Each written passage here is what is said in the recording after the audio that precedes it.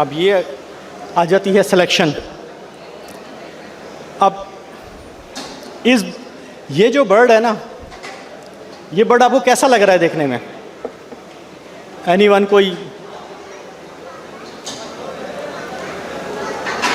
यार कोई तो आंसर कर दो।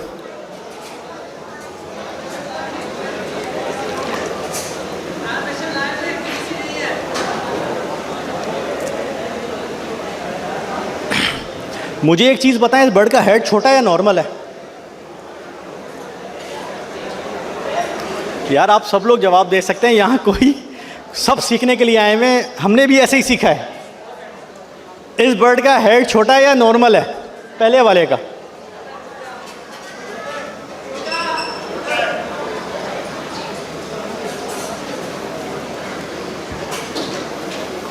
इस बर्ड का हेड छोटा नहीं है। इस बर्ड की जो बीक है वो ओवर साइज्ड है और इसकी आँख का जो रिंग है वो एक्स्ट्रा वाइड हुआ है। इन चीज़ों की वजह से आपको उसका हेड छोटा लग रहा है। अगर यही बर्ड शॉर्ट बीक के अंदर होता और शॉर्ट आई के अंदर होता तो इसका हेड आपको ठीक लगता देखने में। तो ये सब सिलेक्शंस हैं। सेकंड नंबर पे बर्ड देखें, आपको उस बर्ड की नेक नज़र नहीं आएगी। बर्ड की लेंथ, जो नेक की लेंथ है वो बड़ी होनी चाहिए, यानी कि वो प्रोपोर्शन है हेड, नेक, देन बॉडी। उसका जो नेक है वो बॉडी के साथ जुड़ी हुई है। तो इस तरह के कोई भी बर्ड आप कभी भी सेलेक्ट ना करें। थर्ड बर्ड, जो मैंने आपको पहले बात की है कि बर्ड के हेड के ऊपर, क्राउन के ऊपर कर्व होना चाहिए, इस बर्ड के नहीं है। इस बर्ड का हेड बिल्कुल स्ट्रेट है। तो ये स्ट्रेट हेड बर्ड भी ब्रीडिंग के लिए और शो सिलेक्शन के लिए, दोनों के लिए रिकमेंडेड नहीं है। आप लाजमी इस तरह के बर्ड यूज़ करें अगर वो बर्ड कोई एक्स्ट्रा फीचर कैरी कर रहा है। अगर आपके पास इस तरह के बर्ड्स हैं जो आपके समझते हैं कि सिर्फ आपने ब्रीड मल्टीप्लाई करने के लिए ब्रीड करवाना है, तो ऐसे बर्ड्स को ब्रीड ना करवाएं, क्योंकि ये चीज़ मल्टीप्लाई होती रहती है। अगेन जी,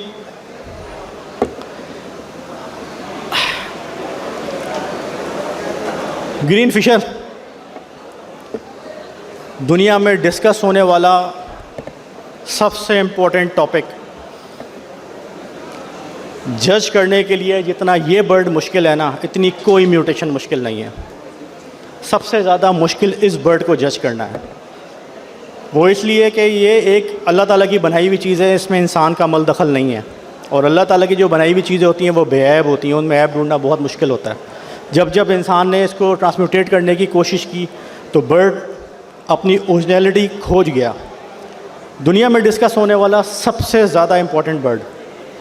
कोई मुझे बता सकता है कि इसका जो क्राउन है, फोरहेड जो है, उसका कलर क्या होना चाहिए? Bright orange, very good. इसका जेनेटिकली कोड क्या है? आप सबके पास मोबाइल है, आप लोग गूगल पे लिखें RAL2005, आप सब लोग देख सकते हैं। कोई ऐसी मुश्किल चीज़ नहीं है, क्योंकि ये जो कलर है ये किसी भी कलर के थ्रू डिफ़ाइन नहीं किया जा सकता। जो एक्चुअल इसका कलर है ना, जो बुक्स में रिकमेंडेड है और जो नेचर के अंदर वो रखा गया है, जो देखा गया है, वो है RAL2005, जिसको ल्यूमिनस ऑरेंज कहते हैं। ये पेंटोन का कलर है। अगर आप पेंटोन का कलर देखेंगे तो आपको नज़र आएगा। अगर आप उसको CMYK में कन्वर्ट करेंगे तो इस बर्ड के जो ओरिजिनल कलर्स हैं वो डिस्ट्रैक्ट हो जाएंगे। तो RAL 2005 इसका ओरिजिनल कलर है और क्राउन ऑलिव ग्रीन होना चाहिए। पर्सनाटा, आप में से कौन कौन पर्सनाटा ब्रीड करवाता है? यार कोई भी पर्सनाटा ब्रीड नहीं कराता। इतना बुरा तो नहीं है पर्सनाटा, थोड़ा सा मुश्किल ज़रूर है, क्योंकि ये फिशरीज इतना आसान नहीं है ब्रीड करवाना। पर्सनाटा कोई ब्रीड नहीं कराता। यार जो ब्रीड कराता है ज़रा दोनों हाथ ऊपर करता है कि मुझे पता चले कौन कराता है। वेरी गुड जी। आपको पता है इसके नेक पे येलोनेस का साइज़ क्या होना चाहिए? रिकमेंडेड क्या है? किसी को पता है आप में से? एनीवन? किसी को भी नहीं पता? ये एरिया 1 सेंटीमीटर से लेके 1.5 सेंटीमीटर तक, ये स्टैंडर्ड है। अगर आपके बर्ड की नेक ज़्यादा येलो हो जाएगी तो क्या होगा? आपका बर्ड निग्रिजीनस बन जाएगा। अगर आप उसके क्राउन को शॉर्ट करेंगे और नेक को वाइड करेंगे, इसीलिए पर्सनाटा ब्रीड करवाना बहुत मुश्किल काम है।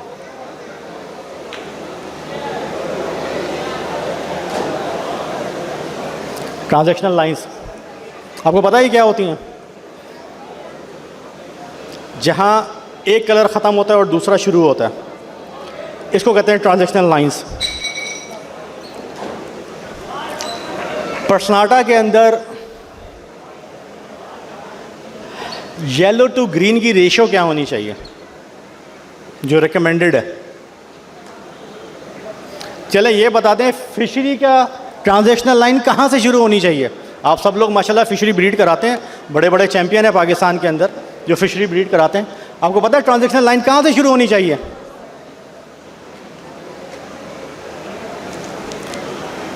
एनीवन यार, आप सब लोग फिशरी ब्रीड करवाते हैं माशाल्लाह, सब ने रखे हुए घर में।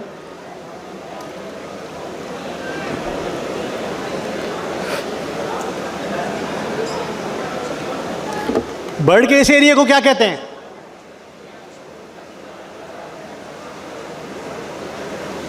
ये कहलाता है विंग बैंड।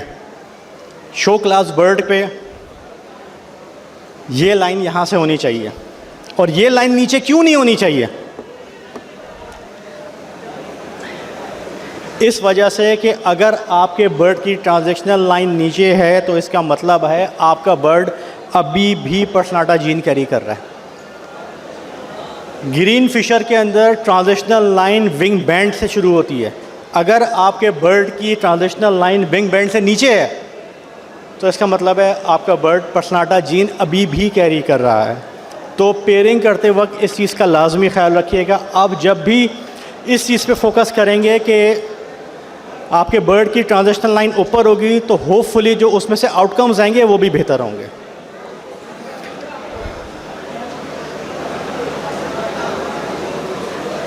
ये मैं अभी बता चुका हूँ आप लोगों को। Again beautiful bird. ये क्या है? वो ग्रीन फिशर है और ये हाइब्रिड है। हाइब्रिड को हाइब्रिड क्यों कहते हैं?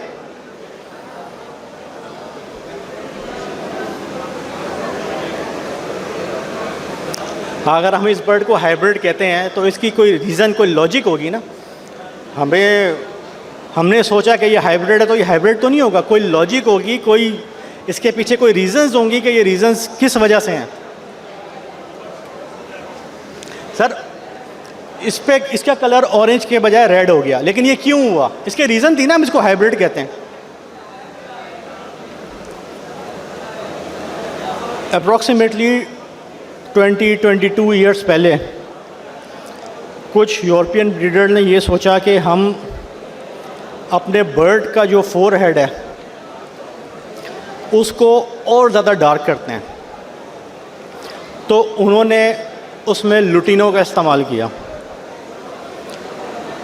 4 साल के बाद जाके उनको ये चीज़ रियलाइज़ हुई कि उन्होंने बर्ड का हेड तो रेड कर दिया लेकिन बर्ड का क्राउन पे भी वो कलर चला गया, जिसकी वजह से इनको हाइब्रिड्स का नाम दिया गया।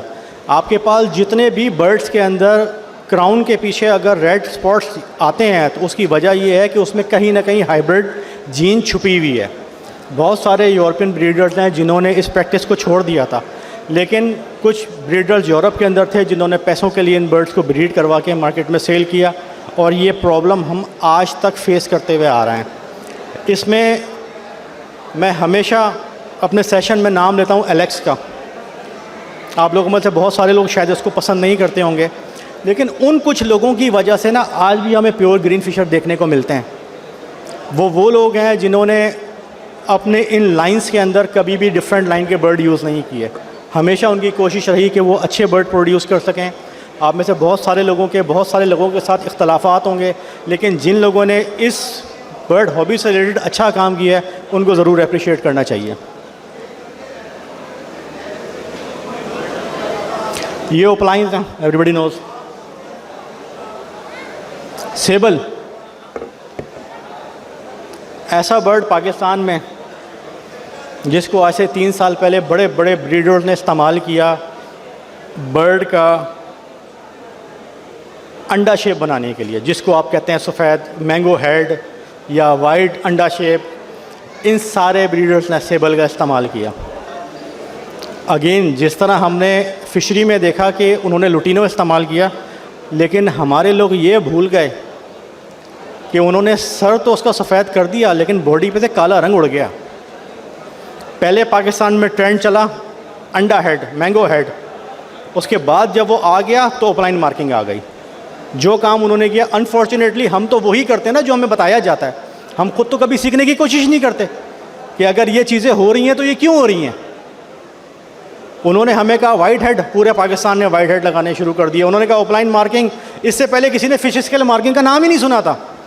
अब हर फैंसियर को जिसका फ़ोन आता था वो ये कहता था फ़िश स्केल मार्किंग अच्छी होनी चाहिए। उसे पूछो पता है होती क्या है, आती कैसे है, बनती कैसे, किसी को भी नहीं पता। एक क्वेश्चन आप लोगों के लिए, अगेन सेवल पकड़ा कैसे जाता है?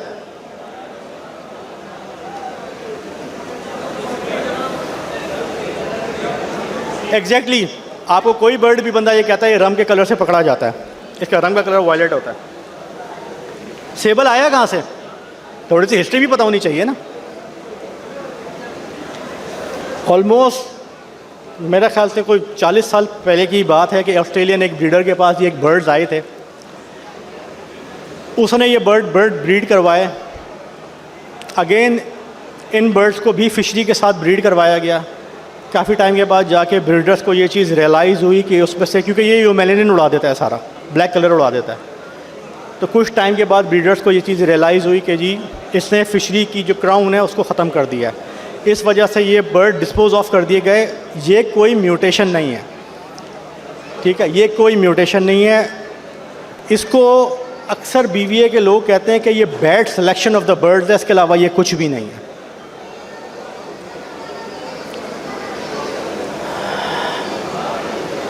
ब्लू फिशरी जी अगेन मैं बात कर चुका हूँ, ट्रांजिशनल में आपको बता चुका हूँ, क्राउन में आपको बता चुका हूँ।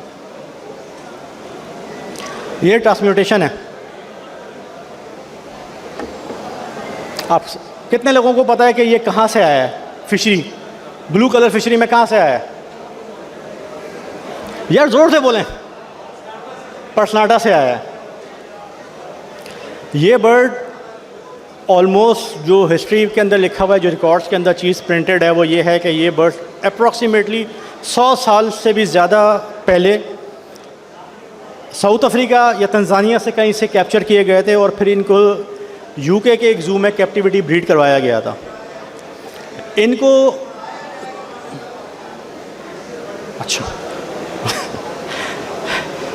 इनको ट्रांसम्यूटेट किया गया फिशरी निग्रिजीनस और लिलियाने में। एक चीज़ याद रखिएगा, जब तक लोग कहते हैं ना कि जी मास्किंग नहीं होनी चाहिए, जब तक आपके बर्ड के अंदर ब्लू जीन है ना, दुनिया का कोई बंदा गारंटी नहीं कर सकता कि आपके पास ऑफलाइन में मास्किंग आएगी या नहीं आएगी।